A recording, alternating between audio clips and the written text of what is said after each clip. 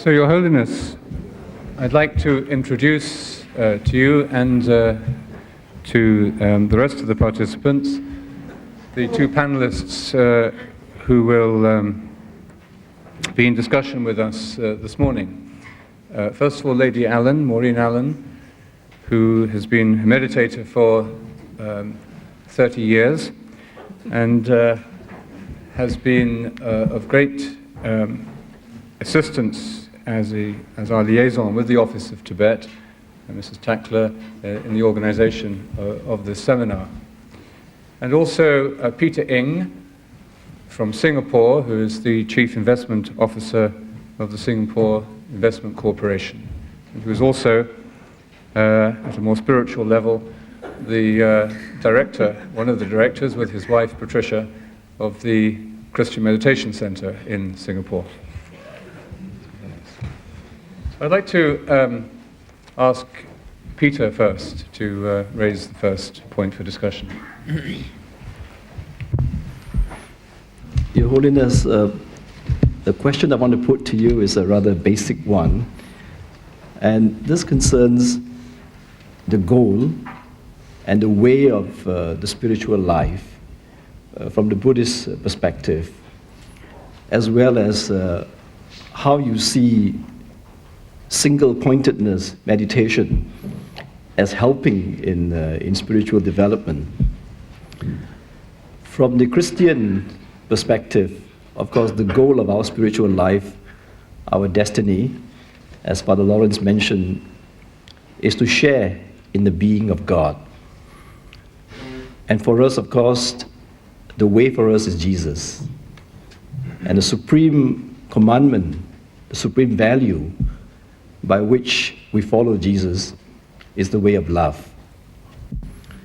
And in fact, for us as Christian meditators, we understand meditation as a way of love. This is the way that Father John Main taught us about meditation. It is the way in which we come into a personal relationship with Jesus. It is the way in which we expand our love so that we come into the fullness of love, which is God. So I'd like to understand from the Buddhist perspective, what would you say as the goal of the spiritual life? What is the equivalent in Buddhist teaching of love as the way? And how do you see meditation as helping in that spiritual life? When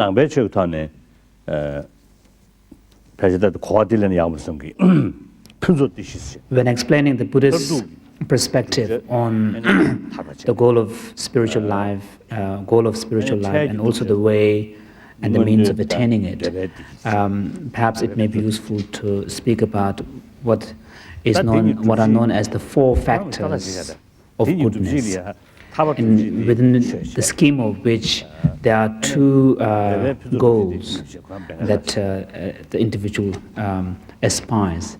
One is the material sort of worldly well-being on the sort of mundane level, and one is the attainment of spiritual perfection or liberation, Nirvana. And as a means towards these two different goals, the means for attaining mundane well-being is explained as the material facilities, and the means for attaining spiritual liberation and perfection is the practice of Dharma. Mm-hmm. And I feel that in the example of your life, they seems to converge because you are a banker and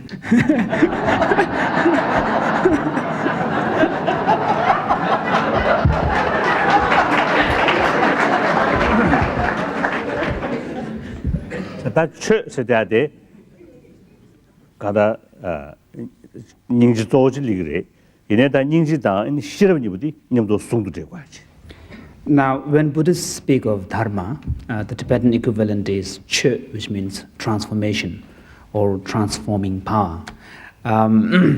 Although compassion is seen as the fundamental principle there, but we would always speak about compassion in union or inseparable from wisdom or intelligence. So it is the union of intelligence and compassion that is the way, or that's the Dharma. 다한테 가사주디 시럽스 대야 데레 야 낭세기 냉아리고 구조도 시럽다 내루로 돈도 시럽스니. Again, when we speak about one of the two factors, compassion and wisdom, or compassion and intelligence, here, or knowledge, because the term prajna, sharab, embraces all of these English sort of meanings, intelligence, wisdom, knowledge. We are talking about, again, different types of knowledge and wisdom. Generally speaking, the knowledge of, conventional knowledge of the everyday world of experience, and the ultimate knowledge of the ultimate truth. In the Buddhist context, when we speak about ultimate truth, we are here referring to the ultimate nature of reality, which is described as anatma, selfless or identityless.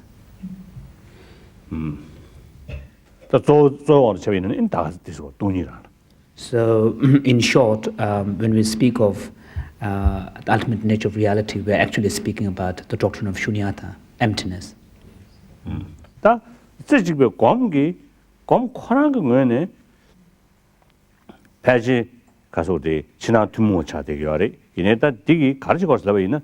With regard to the role of single-pointed meditation in samadhi or single-pointed meditation, and its relation to the path, the way which is the union of compassion and wisdom. Generally speaking, as for the actual nature of the single-pointedness and the various techniques that are taught in developing it, in cultivating the single-pointedness concern, there is nothing unique about it being Buddhist. It is something that is common to all major traditions in India, Buddhist, non-Buddhist, and so on. But what is so unique about the application of this the faculty of the single-pointedness, is that it enables, it assists the spiritual practitioner in allowing him or her to Samadhi slab there the zhigba jimin shen right that zhigba the two something the zhigba ga zu ben turkish ben sam da be zhigba do yong gru ding zu yong gru the dia the sem nature that this asking me one thing which we need to be clear about here is that single-pointedness of the mind is a very general term, generic term that is being used, whereas samadhi refers to a heightened state of mind, that single-pointedness. Of course, in our daily life, we all experience glimpses of this single-pointedness in us, occasionally here and there. But that is the potential, that is the basis on which then we can build up meditation by application of the meditative techniques, and the fully enhanced and developed stage of that is called samadhi. So through the application of the meditative techniques, cultivating and enhancing this single-pointedness within us, then it will allow the individual to develop that not only a profound stability in the mind, which frees you from normal state of distraction and sort of where all your mental energy is dissipated and dispersed. So it allows you to channel and have this single-pointed, not only a stability, but also a clarity. There's a kind of sort of a profound alertness. And when you have these two factors, then it assists you to be able to direct your mind towards the object of your meditation, be it compassion, wisdom, or whatever. Ben dokslim das komendo. Semgi da yu shedu zane ko gagerdi ko shese yu de kan ya be da ma de chen do de de da chogo parche. Wa da chogo xiang de zane ko sem mi go de. What we find is that if we look carefully, we find that within our mind there are two principal obstacles, factors that obstruct for us in developing fully this faculty of single-pointedness that is inherent in us. These being, one is sort of a distracted state of mind that makes your mind scattered and makes your mind remain in a sort of an excited state, which prevents you from having a stability, because you're always sort of excited and sort of your mind is scattered. And this is the obstacle towards maintaining a profound stability. So these obstacles have to be overcome. Another obstacle is that even though you might have overcome this mental scattering and you may have a certain degree of stability, but sometimes, when that state of mind may lack alertness.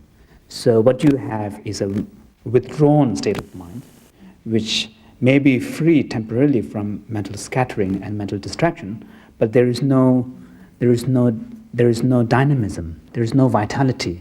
It is kind of a rather sort of spaced out sort of mind, and this is called mental sinking in the sort of Buddhist terminology. It is called mental sinking or chingwa, which is like sort of really being hit down, and that has to be again countered. So when you sort of overcome that obstacle, what you have is, in addition to the stability, then you have a sharp clarity. There is and a very deep sort of clarity and a vitality. And when you have these two forces joined together, then you have the required stability that would allow you to fix your mind to the object. And then you have the required alertness that would allow you to really use the full energy of your mind to penetrate into the object.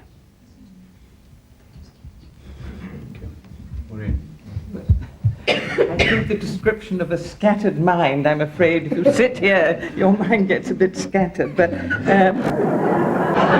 Yes, everyone. But... 아주 배지되는 생각한다. 아주 저런 제가 그돌이야 쌤도 파지 대 좋아되가 같이, 봐. 나도 검제가 그도 대 망세 진행강 중요하래. I feel that when we are participating in a panel discussion, perhaps most of us here, our mind are most of us here, I mean all of us here.